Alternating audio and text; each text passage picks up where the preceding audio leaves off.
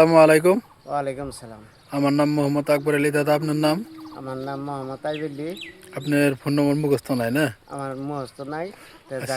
যাই হোক, আমি এলানি কিরানা গাইছি, সাদা মাছি, গুড়িয়া পোয়া, তারপর পাতা রঙের পোয়া বহুত আছিল আমার ক্ষেত।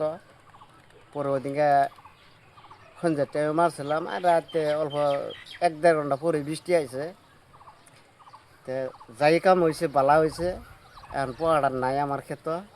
তে জাকা এখন যাই পোহা নাই, ফটফটা হয়েছে।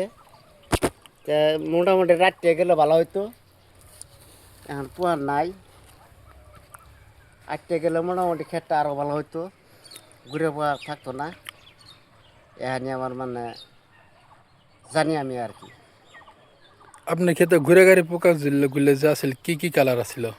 সাদা মাছি, আর এই পাতা রঙের ফুলগুলো পোহা, উড়ন্তি পোহা ফুলঙ্গের নাহলা, হ্যাঁ, তারপর সে ফুল হলে নাহলাটা পোহা আহে, এনে আসি।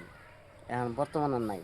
হয়তো আপনি 2টা বিড়ি পোহাও দেখছিলাম, এখন দেখা যায় না আর কি।